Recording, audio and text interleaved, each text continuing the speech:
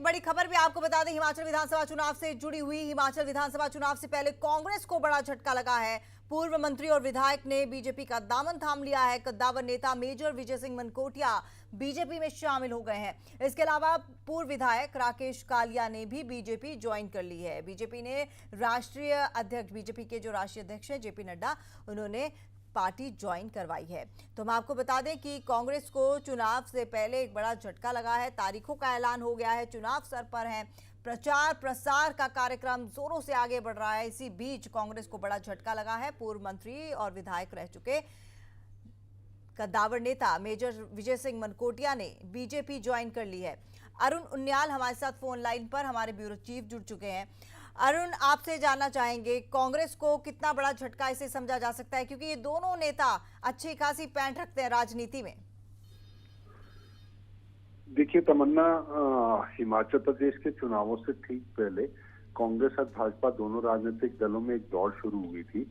लेकिन अब भाजपा के अंदर बड़ी तेजी से कांग्रेस के वो नेता जिनको ये लगता है कि उनकी दाल कांग्रेस में गलने वाली नहीं, वो कांग्रेस का दामन छोड़कर भाजपा में शामिल हो रहे हैं। और ऐसे ही नेताओं में जो विजय सिंह मनकोटिया, तमन्ना आप जानते हैं कि विजय सिंह मनकोटिया एक ऐसे नेता रहे हैं जो निर्दलीय चुनाव लड़ चुके हैं, कांग्रेस की टिकट पर लड़ चुके हैं।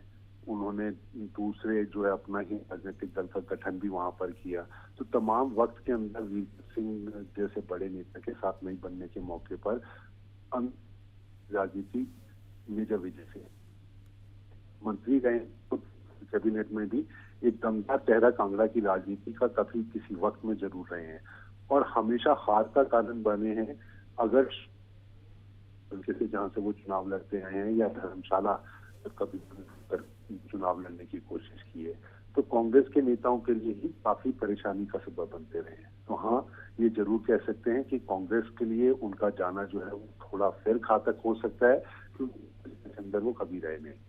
दूसरा अगर सबसे बड़ा चेहरा है तो राकेश कालिया का है। ऊना जिले के भीतर एक बड़ी विधायक रह चुके हैं, कांग्रेस का चेहरा हैं, टिकट उम्मीदवारों में शामिल थे। उनका छूट जाना भी कांग्रेस के जरूर एक बड़े झटके के रूप में देखा जा सकता है। लेकिन हिमाचल में तमन्ना फर्क इस बात का नहीं पड़ने वाला कि कांग्रेस और भाजपा के चेहरे कितने जा रहे हैं। बहुत बड़ा राजनीतिक फर्क इसका आपको दिखाई नहीं देगा।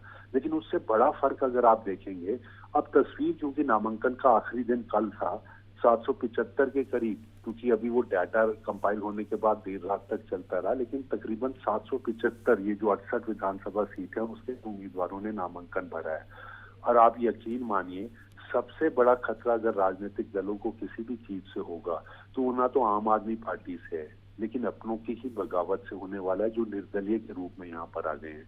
चाहे कांगड़ा जिला हो, चाहे मंडी जिला हो, चाहे शिमला जिला हो, ये 3 बड़े जिले माने जाते हैं। और इन 3 जिलों के अंदर ही कांग्रेस और भाजपा की बड़ी लड़ाई है। और सबसे बड़ा नुकसान किसी को होने वाला है, इनका मनोबल तमन्ना नहीं हुआ। अगर भाजपा के तमाम बड़े नेता इनको नहीं मना पाए तो भाजपा के लिए तकलीफ जो है वो ज्यादा बढ़ने वाली है, क्योंकि सबसे ज्यादा बगावत निर्दलीय भाजपा पार्टी के भीतर दिखाई दे रहे हैं। तमन्ना और अरुण, जैसा कि चुनाव है और राजनीति भी है, तो आरोप प्रत्यारोप का दौर भी अब शुरू हो गया है। ऐसे में आरोप ये भी है कि कांग्रेस को गुमराह करने की कोशिश की जा रही है और वोट जो है वो टिकट जो है वो बेचे जा रहे हैं। देखिए तमन्ना, ये गुमराह करने वाली बात तो राजनीति की सियासत के अंदर मानी नहीं जा सकती। हाँ, इतना जरूर है, अगर मेरी दाल एक राजनीतिक दल के अंदर नहीं गलती, अगर मेरे को ये लगता है कि मेरे को यहाँ से टिकट नहीं मिलने वाला, अगर मेरा टिकट कट गया है तो मैं दूसरे राजनीतिक दल का, ये अदला बदली का माहौल तभी चलता है जब अपनी सियासी मंसूबे पूरे होते किसी भी नेता को दिखाई नहीं देते हैं।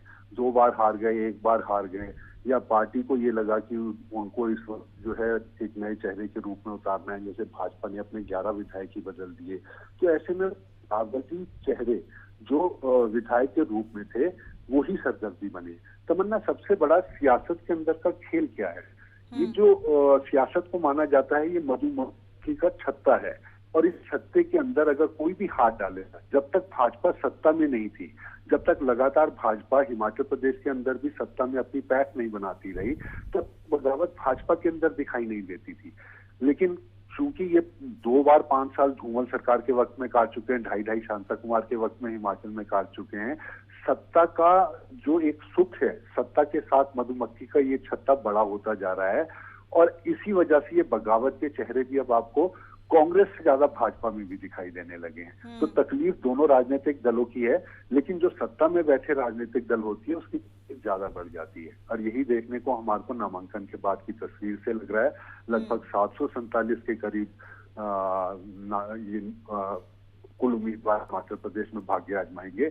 लेकिन आप देखिए, कांगड़ा जिले के अंदर ही भाजपा की 8 सीटों में से 9 पर बागी खड़े हैं।